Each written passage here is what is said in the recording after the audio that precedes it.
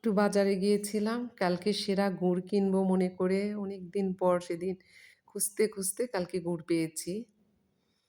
তো সে গুড় নিয়ে এসে আজকে আবার ফিরিয়ে দিলাম। ফোন করে বললাম যে, "গুড়টা তো আসল না, চিনি মিশানো এবং কুষার গুড় দিয়ে চিনি দিয়ে মিশানো পোড়া, পোড়া একটা গন্ধ।"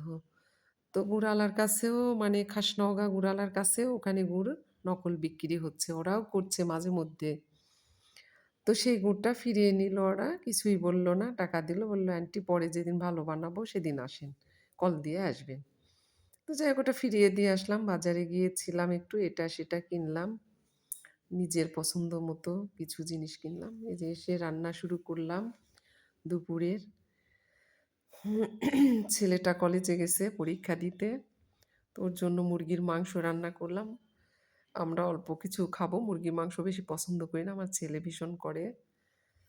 আর এই যে আমার জন্য রান্না করছি কালাই শাক। অনেক দিন থেকে খেতে ইচ্ছা করছে।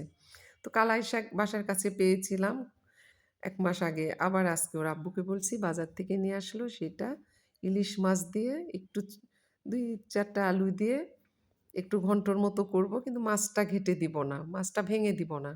মাছটা গোটাই রাখবো।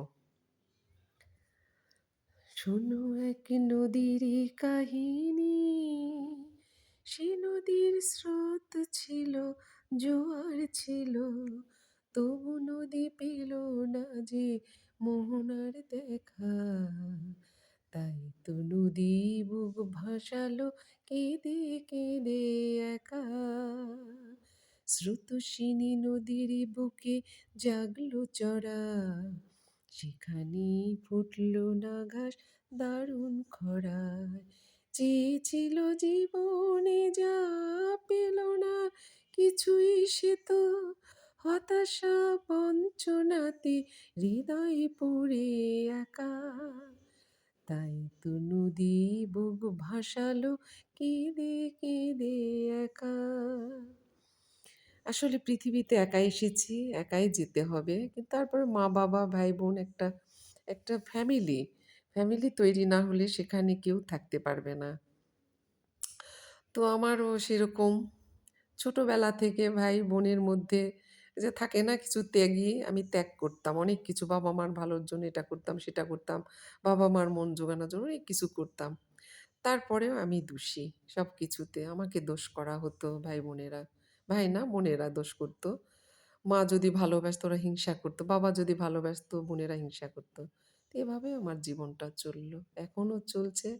স্বামীর সংসারে স্বামীর ওদিকে যে সুখ শান্তি পেয়েছি সেটাও না। সন্তানদেরকে দিয়ে কী হবে সেটাও জানি না। তো এই আমার শেষ ঠিকানা আর নেই কিছু বলার।